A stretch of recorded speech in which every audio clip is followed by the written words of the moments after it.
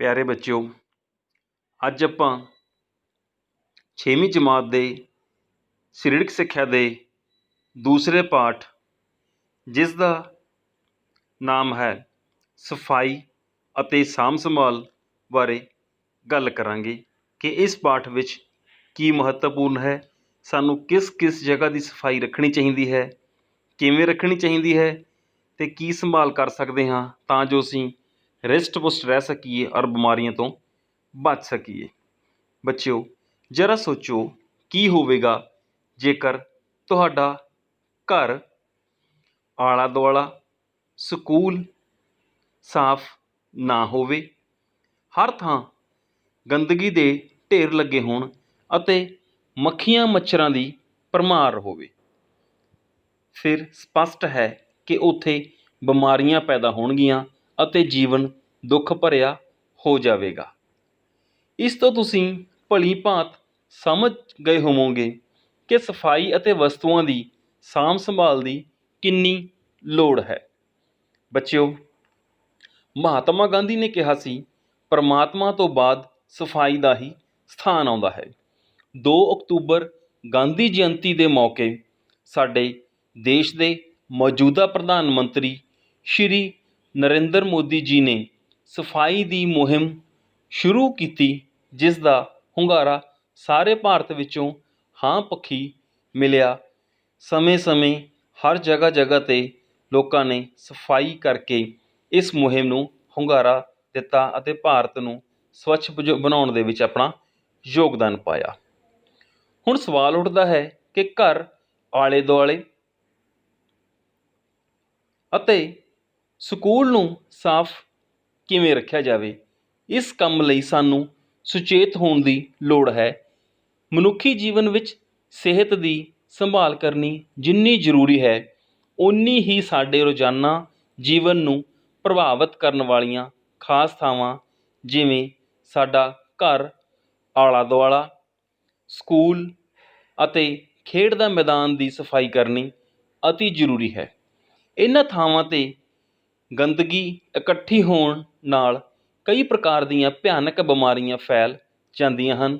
ਦੂਜੇ ਪਾਸੇ ਜੇਕਰ ਇਹਨਾਂ ਮਹੱਤਵਪੂਰਨ ਥਾਵਾਂ ਦੀ ਸਫਾਈ ਚੰਗੀ ਤਰ੍ਹਾਂ ਨਾ ਕੀਤੀ ਜਾਵੇ ਤਾਂ ਅਸੀਂ ਇਹਨਾਂ ਬਿਮਾਰੀਆਂ ਤੋਂ ਛੁਟਕਾਰਾ ਨਹੀਂ ਪਾ ਸਕਦੇ ਅਤੇ ਆਪਣਾ ਜੀਵਨ ਤੰਦਰੁਸਤ ਅਤੇ ਖੁਸ਼ਹਾਲ ਨਹੀਂ ਬਣਾ ਸਕਾਂਗੇ।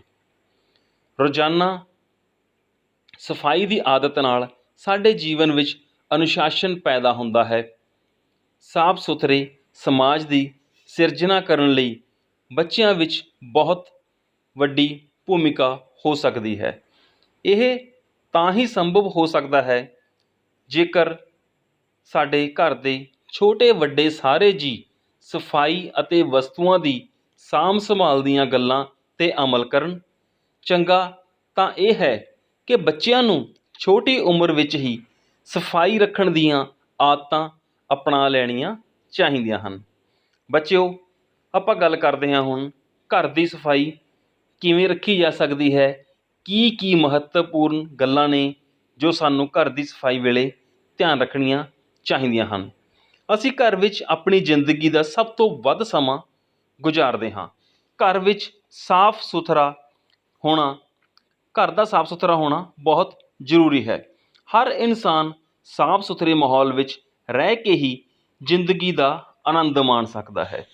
ਘਰ ਨੂੰ ਸਾਫ਼ ਸੁਥਰਾ ਰੱਖਣ ਲਈ ਕੁਝ ਗੱਲਾਂ ਦਾ ਧਿਆਨ ਰੱਖਣਾ ਜ਼ਰੂਰੀ ਹੈ। ਆਓ ਬੱਚਿਓ, ਇਹਨਾਂ ਗੱਲਾਂ ਬਾਰੇ ਆਪਾਂ ਧਿਆਨ ਦਈਏ। ਘਰ ਵਿੱਚ ਸਿੱਲ, ਉੱਲੀ ਆਦਿ ਲੱਗਣ ਤੋਂ ਬਚਾਓ ਲਈ ਪਾਣੀ ਦੇ ਨਿਕਾਸ ਦਾ ਯੋਗ ਪ੍ਰਬੰਧ ਹੋਣਾ ਚਾਹੀਦਾ ਹੈ। ਘਰ ਦੇ ਸਾਰੇ ਹਿੱਸਿਆਂ ਵਿੱਚ ਧੁੱਪ ਅਤੇ ਹਵਾ ਦਾ ਆਉਣਾ ਬਹੁਤ ਜ਼ਰੂਰੀ ਹੈ। ਘਰ ਵਿੱਚ ਜਾਲੀ ਵਾਲੀਆਂ ਬਾਰੀਆਂ ਅਤੇ ਦਰਵਾਜ਼ੇ ਹੋਣੇ ਚਾਹੀਦੇ ਹਨ ਅਤੇ ਇਹਨਾਂ ਨੂੰ ਹਮੇਸ਼ਾ ਬੰਦ ਕਰਕੇ ਰੱਖਿਆ ਜਾਣਾ ਚਾਹੀਦਾ ਹੈ।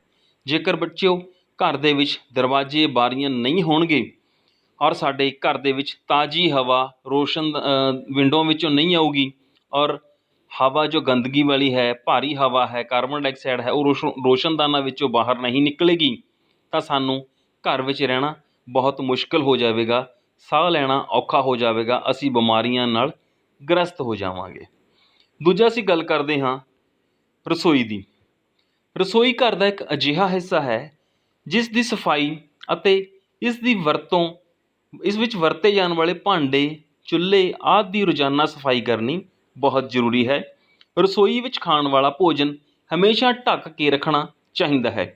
ਖੁੱਲ੍ਹੇ ਪਏ ਭੋਜਨ ਉੱਤੇ ਮੱਖੀਆਂ, ਕੀੜੇ ਮਕੌੜੇ, ਕਾਕਰੋਚ ਆਦਿ ਆ ਸਕਦੇ ਹਨ ਜੋ ਸਾਡੇ ਭੋਜਨ ਨੂੰ ਜ਼ਹਿਰੀਲਾ ਕਰ ਸਕਦੇ ਹਨ। ਬੇਹੀਆਂ ਸਬਜ਼ੀਆਂ, ਬੇਹਾ ਭੋਜਨ, ਗਲੇ ਸੜੇ ਫਲ ਰਸੋਈ ਵਿੱਚ ਰੱਖਣ ਨਾਲ ਕਈ ਬਿਮਾਰੀਆਂ ਫੈਲਦੀਆਂ ਹਨ। ਇਹਨਾਂ ਨੂੰ ਘਰ ਦੇ ਬਾਹਰ ਢੱਕਣ ਵਾਲੇ ਕੂੜੇਦਾਨ ਵਿੱਚ ਸੁੱਟ ਦੇਣਾ ਚਾਹੀਦਾ ਹੈ। ਇਸ ਕੂੜੇ ਨੂੰ ਘਰ ਦੇ ਬਾਹਰ ਵੀ ਜ਼ਿਆਦਾ ਦੇਰ ਤੱਕ ਨਹੀਂ ਰੱਖਣਾ ਚਾਹੀਦਾ। ਰਸੋਈ ਵਿੱਚ ਧੂੰਏਂ ਆਦਿ ਦੀ ਨਿਕਾਸੀ ਲਈ ਚਿਮਨੀ ਆਦਿ ਦਾ ਸਹੀ ਪ੍ਰਬੰਧ ਹੋਣਾ ਵੀ ਬਹੁਤ ਜ਼ਰੂਰੀ ਹੈ।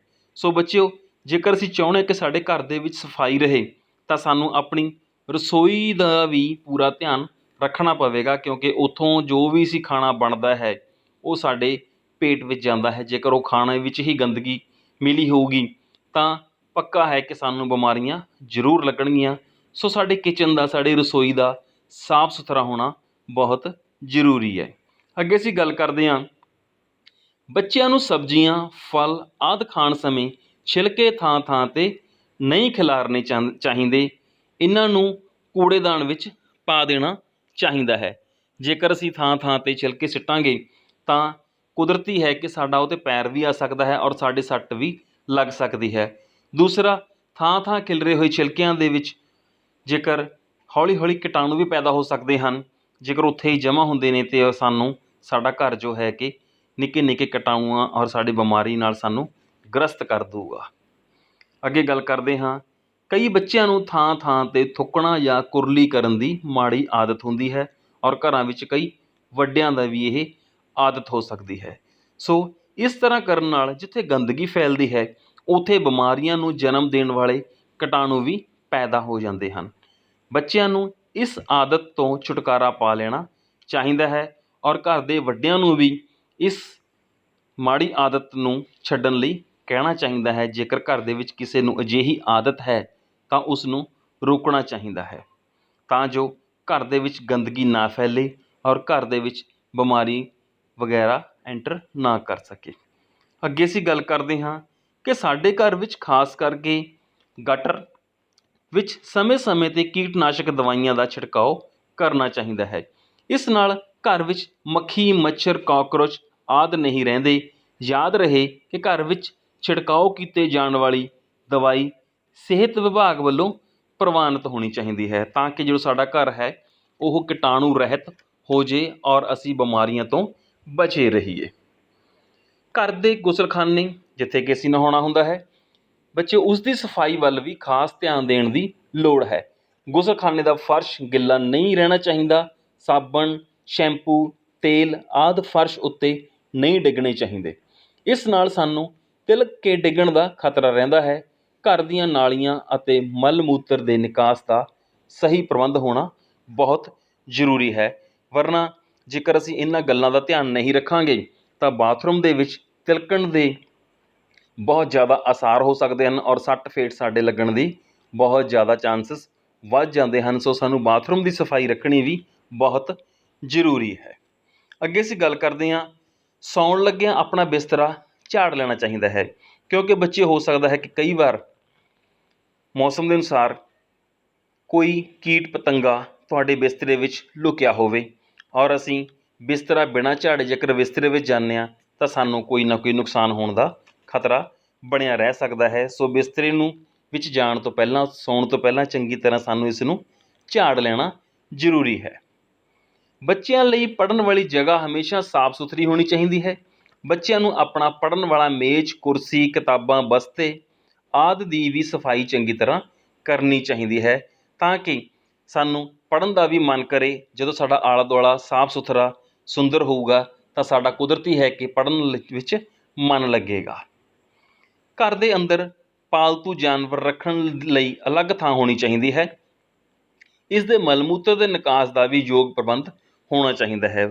ਬੱਚਿਓ, ਜੇਕਰ ਅਸੀਂ ਆਪਣੇ ਕੁੱਤੇ ਜਾਂ ਕੋਈ ਹੋਰ ਪਾਲਤੂ ਜਾਨਵਰ ਨੂੰ ਘਰ ਦੇ ਵਿੱਚ ਰੱਖਾਂਗੇ ਤਾਂ ਉਹਨਾਂ ਦੀ ਚਮੜੀ ਨਾਲ ਲੱਗ ਕੇ ਕੁਛ ਕੀਟਾਣੂ ਸਾਡੇ ਘਰ ਦੇ ਵਿੱਚ ਵੀ ਐਂਟਰ ਕਰ ਸਕਦੇ ਹਨ ਔਰ ਉਹ ਹੌਲੀ ਹੌਲੀ ਸਾਡੀ ਸਕਿਨ ਨਾਲ ਸਾਡੀ ਬਾਡੀ ਵਿੱਚ ਐਂਟਰ ਕਰ ਜਾਣਗੇ ਔਰ ਸਾਨੂੰ ਬਿਮਾਰੀਆਂ ਤੋਂ ਰੋਗੀ ਬਣਾ ਦੇਣਗੇ। ਅਸੀਂ ਬਿਮਾਰ ਹੋਣੇ ਸ਼ੁਰੂ ਹੋ ਜਾਵਾਂਗੇ। ਸੋ ਜਿਹੜੇ ਤੁਹਾਡੇ ਪਾਲਤੂ ਜਾਨਵਰ ਨੇ ਉਹਨਾਂ ਨੂੰ ਘਰ ਦੇ ਅੰਦਰ ਐਂਟਰ ਕਰਨ ਦੀ ਮਨਾਹੀ ਰੱਖਣੀ ਚਾਹੀਦੀ ਹੈ। ਇਹਨਾਂ ਨੂੰ ਘਰ ਦੇ ਬਾਹਰ ਹੀ ਰੱਖਣਾ ਜ਼ਰੂਰੀ ਹੈ, ਅੰਦਰ ਇਹਨਾਂ ਨੂੰ ਨਾ ਵੜਿਆ ਜਾਵੇ।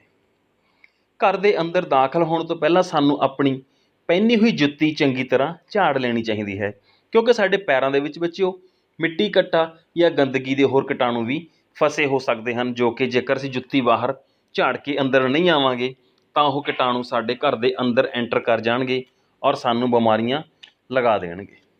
ਸੋ ਹਮੇਸ਼ਾ ਘਰ ਵਿੱਚ ਆਉਣ ਤੋਂ ਪਹਿਲਾਂ ਜੁੱਤੀ ਜੋ ਵੀ ਤੁਸੀਂ ਪਹਿਨਿਆ ਹੋਇਆ ਹੈ ਜਾਂ ਤਾਂ ਬਾਹਰ ਹੀ ਉਤਾਰ ਕੇ ਆਓ ਜਾਂ ਉਸ ਨੂੰ ਚੰਗੀ ਤਰ੍ਹਾਂ ਝਾੜ ਲੈਣਾ ਚਾਹੀਦਾ ਹੈ। ਘਰ ਦਾ ਫਰਸ਼ ਰੋਜ਼ਾਨਾ ਸਾਫ਼ ਪਾਣੀ ਵਿੱਚ ਫਿਨਾਇਲ ਪਾ ਕੇ ਧੋਣਾ ਚਾਹੀਦਾ ਹੈ, ਜੋ ਕਿ ਕੀਟਾਣੂ ਨਾਸ਼ਕ ਹੁੰਦਾ ਹੈ। ਸਾਡੇ ਫਰਸ਼ 'ਤੇ ਜੋ ਕੀਟਾਣੂ ਨੇ ਉਹ ਸਮੇਂ ਸਮੇਂ 'ਤੇ ਤਾਂ ਜੋ ਸਾਫ਼ ਹੁੰਦੇ ਰਹਿਣ।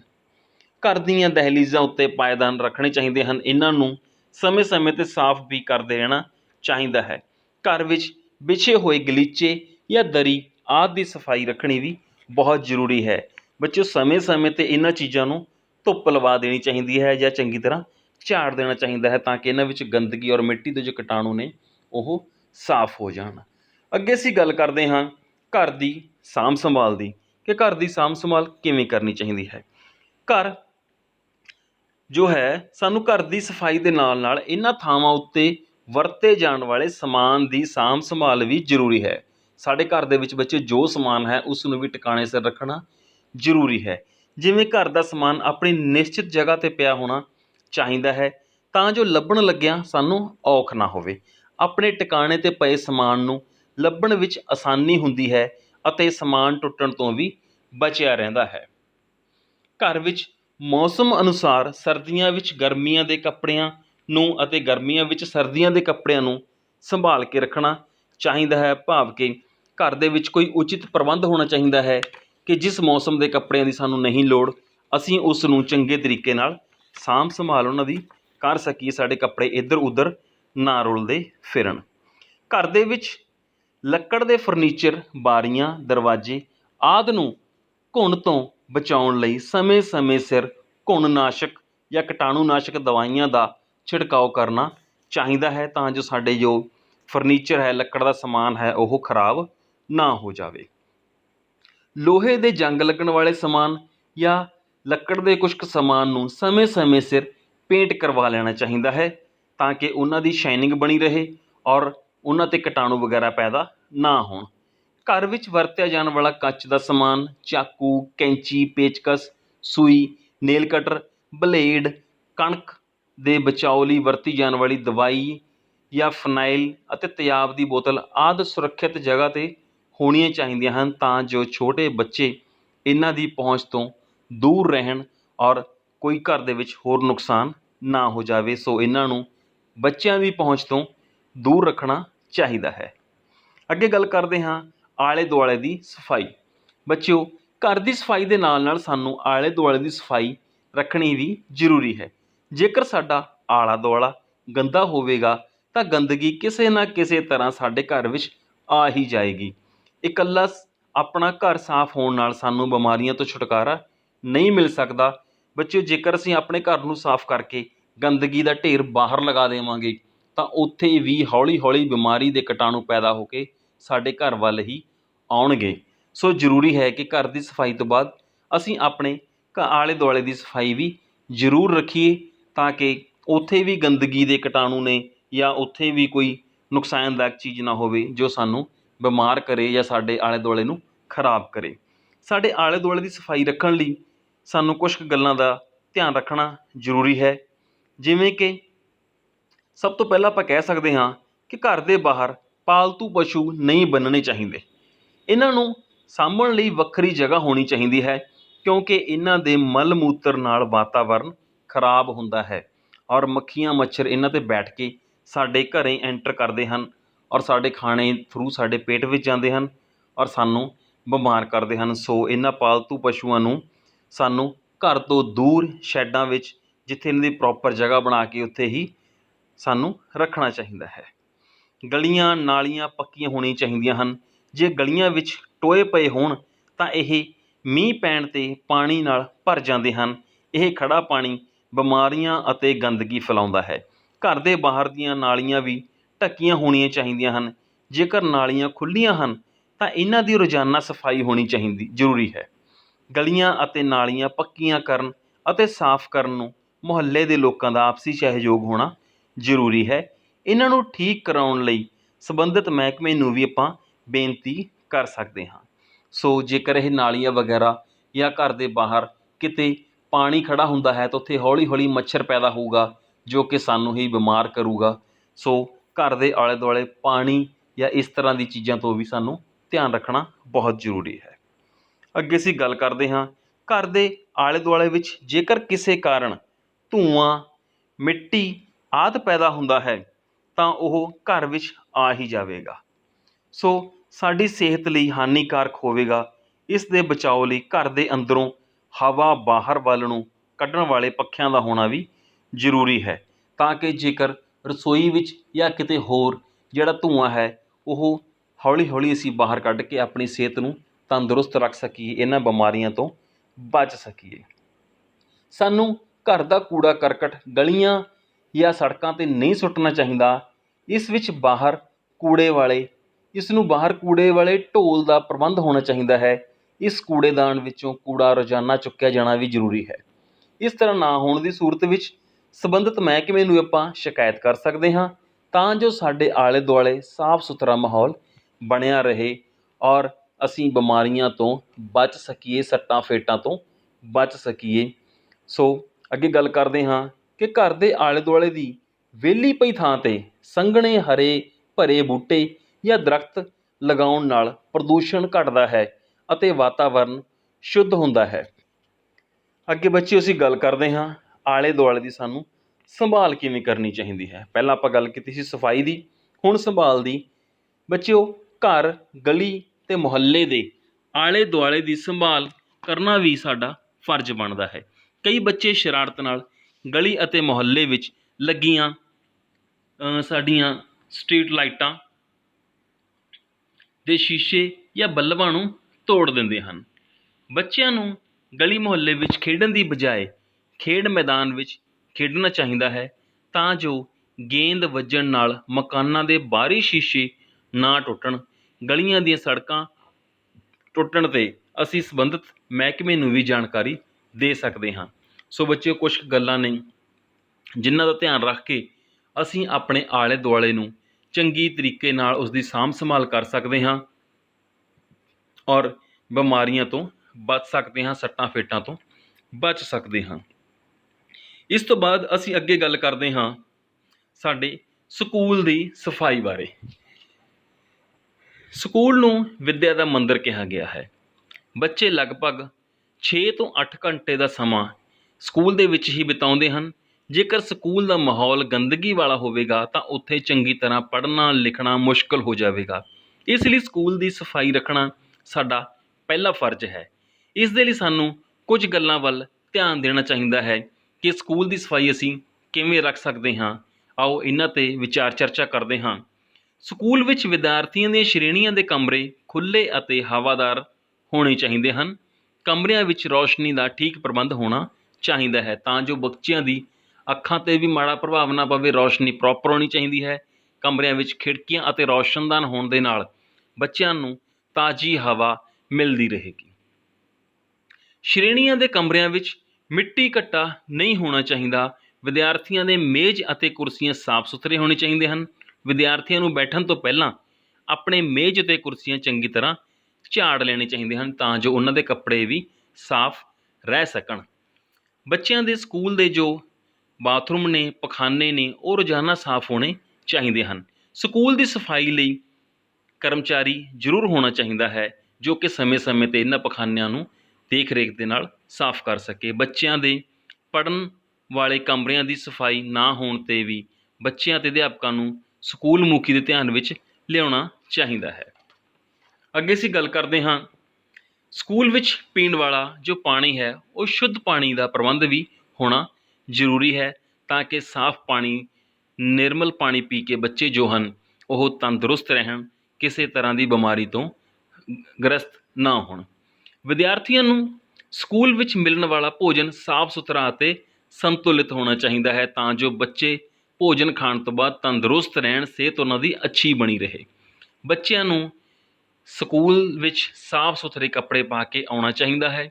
ਅਧਿਆਪਕਾਂ ਨੂੰ ਰੋਜ਼ਾਨਾ ਵਿਦਿਆਰਥੀਆਂ ਦੇ ਕੱਪੜਿਆਂ ਅਤੇ ਹੋਰ ਸਫਾਈ ਆਦਿ ਦੀ ਵੀ ਦੇਖ ਰੇਖ ਕਰਨੀ ਚਾਹੀਦੀ ਹੈ। ਜੇਕਰ ਬੱਚੇ ਆਪਾਂ ਸਾਰੇ ਪ੍ਰੋਪਰ ਯੂਨੀਫਾਰਮ ਵਿੱਚ ਆਵਾਂਗੇ, ਸਾਰੇ ਬੱਚੇ ਵਧੀਆ ਲੱਗਦੇ ਹਨ, ਸੁੰਦਰ ਲੱਗਦੇ ਹਨ, ਇੱਕ ਦੂਜੇ ਨਾਲ ਮਿਲ ਕੇ ਰਹਿੰਦੇ ਹਨ। ਅੱਗੇ ਗੱਲ ਹੈ ਕਿ ਸਕੂਲ ਦੇ ਵਾਤਾਵਰਣ ਦੀ ਸ਼ੁੱਧੀ ਲਈ ਪੌਦੇ ਅਤੇ ਦਰਖਤ ਲਗਾਉਣੇ ਚਾਹੀਦੇ ਹਨ। ਪੌਦਿਆਂ ਅਤੇ ਸਕੂਲ ਦੇ ਬਗੀਚੇ ਦਾ ਧਿਆਨ ਬੱਚਿਆਂ ਨੂੰ ਖੁਦ ਰੱਖਣਾ ਚਾਹੀਦਾ ਹੈ। ਜੇਕਰ ਸਕੂਲ ਦੇ ਵਿੱਚ ਪੌਦੇ ਲੱਗੇ ਹੋਣਗੇ ਤਾਂ ਸਾਨੂੰ ਉੱਥੇ ਪ੍ਰੋਪਰ ਆਕਸੀਜਨ ਮਿਲਦੀ ਰਹੂਗੀ, ਵਧੀਆ ਵਾਤਾਵਰਨ ਹੋਊਗਾ, ਹਰੇ ਭਰੇ ਪੇੜ ਪੌਦੇ ਦੇਖ ਕੇ ਸਾਡਾ ਮਨ ਵੀ ਉੱਥੇ ਲੱਗਿਆ ਰਹੇਗਾ। ਵਿਦਿਆਰਥੀਆਂ ਨੂੰ ਕਾਗਜ਼ ਪਾੜ ਕੇ ਥਾਂ ਥਾਂ 'ਤੇ ਸੁੱਟਣ ਦੀ ਬਜਾਏ ਕੂੜੇਦਾਨ ਵਿੱਚ ਸੁੱਟਣੇ ਚਾਹੀਦੇ ਹਨ। ਪੈਨਸਿਲ ਘੜਨ ਵੇਲੇ ਇਸ ਦਾ ਬੁਰਾਦਾ ਆਦਿ ਵੀ ਕੂੜੇਦਾਨ ਵਿੱਚ ਸੁੱਟਣਾ ਚਾਹੀਦਾ ਹੈ। ਬੱਚਿਓ, ਜੇਕਰ ਅਸੀਂ ਥਾਂ ਥਾਂ 'ਤੇ ਆਪਣੀਆਂ ਕਾਪੀਆਂ ਦੇ ਕਾਗਜ਼ ਪਾੜ ਕੇ ਸੁੱਟਦੇ ਰਹਾਂਗੇ ਤਾਂ ਸਾਡਾ ਹੀ ਕਲਾਸਰੂਮ ਜਾਂ ਸਾਡਾ ਹੀ ਸਕੂਲ ਹੈ ਜੋ ਉਹ ਸਾਨੂੰ ਗੰਦਾ ਲੱਗਣ ਲੱਗੇਗਾ, ਔਰ ਹੌਲੀ ਹੌਲੀ ਉਹ ਗੰਦਗੀ ਇੰਨੀ ਵੱਧ ਜਾਵੇਗੀ ਕਿ ਸਾਡਾ ਸਕੂਲ ਵਿੱਚ ਆਉਣ ਨੂੰ ਵੀ ਦਿਲ ਨਹੀਂ ਕਰੇਗਾ, ਔਰ ਸਾਨੂੰ ਹੀ ਬਿਮਾਰੀਆਂ ਲੱਗ ਜਾਣਗੀਆਂ। ਸੋ ਹਮੇਸ਼ਾ ਹੀ ਜੋ ਤੁਹਾਡਾ ਵੇਸਟ ਮਟੀਰੀਅਲ ਹਨ, ਕਾਗਜ਼ ਜਾਂ ਕੋਈ ਪੈਨਸਿਲ ਵਗੈਰਾ ਘੜਨ 'ਤੇ, ਉਹਨੂੰ ਹਮੇਸ਼ਾ ਹੀ ਡਸਟਬਿਨ ਦੇ ਵਿੱਚ ਪਾਉਣਾ ਚਾਹੀਦਾ ਹੈ। ਅਧਿਆਪਕਾਂ ਨੂੰ ਵੀ ਰੋਜ਼ਾਨਾ ਕਿਸੇ ਇੱਕ ਵਿਦਿਆਰਥੀ ਦੀ ਜੋ ਡਿਊਟੀ ਹੈ ਕੁਝ ਸਮੇਂ ਲਈ ਸਫਾਈ ਦੇਖਣ ਲਈ ਲਗਾਉਣੀ ਜ਼ਰੂਰ ਚਾਹੀਦੀ ਹੈ, ਤਾਂ ਜੋ ਬੱਚੇ ਸਫਾਈ ਰੱਖਣ ਦੀਆਂ ਚੰਗੀਆਂ ਆਦਤਾਂ ਗ੍ਰਹਿਣ ਕਰ ਸਕਣ। ਇਹਨਾਂ ਆਦਤਾਂ ਰਾਹੀਂ ਵਿਦਿਆਰਥੀ ਲਈ ਸਾਰੀ ਜ਼ਿੰਦਗੀ ਬਹੁਤ ਲਾਭਦਾਇਕ ਸਿੱਧ ਹੋ ਸਕਦੀਆਂ ਹਨ, ਕਿਉਂਕਿ ਇਹ ਅਜਿਹੀਆਂ ਆਦਤਾਂ ਬੱਚੇ ਵਿੱਚ ਸਫਾਈ ਪ੍ਰਤੀ ਉਸ ਦਾ ਨਜ਼ਰੀਆ ਅੱਛਾ ਬਣਾਉਣਗੀਆਂ। ਹਮੇਸ਼ਾ ਹੀ ਸਫਾਈ ਪਸੰਦ ਹੋ ਜਾਵੇਗਾ ਅਤੇ ਸਫਾਈ ਨੂੰ ਹੀ ਆਪਣੇ ਜੀਵਨ ਦਾ ਇੱਕ ਮੇਨ ਪੁਆਇੰਟ ਰੱਖੇਗਾ ਕਿ ਹਮੇਸ਼ਾ ਹੀ ਅਸੀਂ ਸਫਾਈ ਪਸੰਦ ਰਹਿਣਾ ਹੈ। ਅਸੀਂ ਸਕੂਲ ਨੂੰ, ਆਲੇ ਦੁਆਲੇ ਨੂੰ, ਆਪਣੇ ਘਰ ਨੂੰ ਸਫਾਈ ਦੇ ਮਾਧਿਅਮ ਰਾਹੀਂ ਹਮੇਸ਼ਾ ਹੀ ਸਾਫ਼ ਰੱਖਣਾ ਹੈ। ਖੇਡ ਦੇ ਮੈਦਾਨ ਦੀ ਸਫਾਈ ਰੱਖਣੀ ਵੀ ਜ਼ਰੂਰੀ ਹੈ। ਖੇਡਣ ਤੋਂ ਪਹਿਲਾਂ ਸਾਰੇ ਵਿਦਿਆਰਥੀਆਂ ਨੂੰ ਇੱਕ ਵਾਰ ਮੈਦਾਨ ਵਿੱਚ ਪਏ ਰੋੜੇ, ਕੱਚ ਆਦਿ ਚੁੱਕ ਲੈਣੇ ਚਾਹੀਦੇ ਹਨ, ਤਾਂ ਜੋ ਕਿਸੇ ਪ੍ਰਕਾਰ ਦੀ ਸੱਟ ਫੇਟ ਜਾਂ ਕੋਈ ਦੁਰਘਟਨਾ ਨਾ ਹੋ ਸਕੇ। ਖੇਡ ਮੈਦਾਨ ਉੱਚੇ ਨੀਵੇਂ ਨਹੀਂ ਹੋਣੇ ਚਾਹੀਦੇ, ਤਾਂ ਜੋ ਵਿਦਿਆਰਥੀਆਂ ਨੂੰ ਖੇਡਣ ਵਿੱਚ ਮੁਸ਼ਕਲ ਆ ਸਕੇ। ਜੇਕਰ ਕਿਤੇ ਤੁਹਾਨੂੰ ਮੈਦਾਨ ਦੇ ਵਿੱਚ ਟੋਇਆ ਜਾਂ ਫਿਰ ਉੱਚੀ ਨੀਵੀਂ ਲੱਗਦੀ ਹੈ ਤਾਂ ਉੱਥੇ ਮਿੱਟੀ ਦਾ ਜਿਹੜਾ ਉਹ ਪੱਧਰ ਹੈ ਉਸ ਨੂੰ ਠੀਕ ਕਰ ਲੈਣਾ ਚਾਹੀਦਾ ਹੈ, ਤਾਂ ਜੋ ਸਾਡੇ ਕਿਸੇ ਵੀ ਬੱਚੇ ਦੇ ਸੱਟ ਫੇਟ ਨਾ ਲੱਗੇ। ਬੱਚਿਓ, ਅੱਗੇ ਅਸੀਂ ਗੱਲ ਕਰਦੇ ਹਾਂ ਸਕੂਲ ਅਤੇ ਸਕੂਲ ਦੇ ਸਮਾਨ ਦੀ ਸੰਭਾਲ ਅਸੀਂ ਕਿਵੇਂ ਰੱਖ ਸਕਦੇ ਹਾਂ। ਹਰੇਕ ਵਿਦਿਆਰਥੀ ਨੂੰ ਸਕੂਲ ਅਤੇ ਸਕੂਲ ਦੇ ਸਮਾਨ ਦੀ ਸੰਭਾਲ ਕਰਨੀ ਚਾਹੀਦੀ ਹੈ। ਬੱਚਿਆਂ ਨੂੰ ਸਕੂਲ ਦੀਆਂ ਕੰਧਾਂ ਅਤੇ ਪੈਨਸਿਲਾਂ ਜਾਂ ਪੈਨ ਆਦਿ ਨਾਲ ਲਕੀਰਾਂ ਨਹੀਂ ਮਾਰਨੀਆਂ ਚਾਹੀਦੀਆਂ। ਸਕੂਲ ਦੀਆਂ ਕੰਧਾਂ ਨੂੰ ਗੰਦਾ ਨਹੀਂ ਕਰਨਾ ਚਾਹੀਦਾ। ਜਮਾਤ ਵਿੱਚ ਪਏ ਫਰਨੀਚਰ ਨੂੰ ਨੁਕਸਾਨ ਨਹੀਂ ਪਹੁੰਚਾਉਣਾ ਚਾਹੀਦਾ। ਫਰਨੀਚਰ 'ਤੇ ਬਲੇਡਾਂ ਨਾਲ ਜਾਂ ਪ੍ਰਕਾਰ ਨਾਲ ਆਪਣੇ ਨਾਮ ਨਹੀਂ ਲਿਖਣੇ ਚਾਹੀਦੇ, ਕਿਉਂਕਿ ਇਸ ਤਰੀਕੇ ਨਾਲ ਫਰਨੀਚਰ ਹੌਲੀ ਹੌਲੀ ਖਰਾਬ ਹੋ ਜਾਂਦਾ ਹੈ। ਜਮਾਤ ਵਿੱਚ ਲੱਗੇ ਪੱਖੇ, ਟਿਊਬ ਲਾਈਟਾਂ ਆਦਿ ਨੂੰ ਤੋੜਨਾ ਨਹੀਂ ਚਾਹੀਦਾ, ਕਿਉਂਕਿ ਬੱਚਿਓ ਇਹ ਤੁਹਾਡੇ ਲਈ ਹੀ ਹੁੰਦੇ ਹਨ। ਜੇਕਰ ਅਸੀਂ ਇਹਨਾਂ ਨੂੰ ਖਰਾਬ ਕਰਾਂਗੇ ਤਾਂ ਇਹ ਜਲਦੀ ਠੀਕ ਨਹੀਂ ਹੋਣੇ ਔਰ ਤੁਹਾਨੂੰ ਹੀ ਨੁਕਸਾਨ ਹੋਏਗਾ। ਸੋ ਇਹਨਾਂ ਚੀਜ਼ਾਂ ਦੀ ਦੇਖ ਰੇਖ ਵੀ ਸਾਨੂੰ ਖੁਦ ਕਰਨੀ ਚਾਹੀਦੀ ਹੈ, ਤਾਂ ਜੋ ਬੱਚਾ ਕੋਈ ਇਸ ਦਾ ਨੁਕਸਾਨ ਨਾ ਕਰੇ। ਜਮਾਤ ਤੋਂ ਬਾਹਰ ਜਾਣ ਸਮੇਂ ਬਿਜਲੀ ਦੇ ਬਟਨ ਬੰਦ ਕਰ ਦੇਣੇ ਚਾਹੀਦੇ ਹਨ, ਤਾਂ ਕਿ ਸਕੂਲ ਦੀ ਜੋ ਲਾਈਟ ਹੈ ਉਸ ਦਾ ਵੀ ਅਸੀਂ ਪੂਰਾ ਪ੍ਰੋਪਰ ਧਿਆਨ ਰੱਖ ਸਕੀਏ ਔਰ ਫਾਲਤੂ ਜੋ ਬਿਜਲੀ ਹੈ ਉਸ ਨੂੰ ਵੇਸਟ ਨਾ ਕਰੀਏ।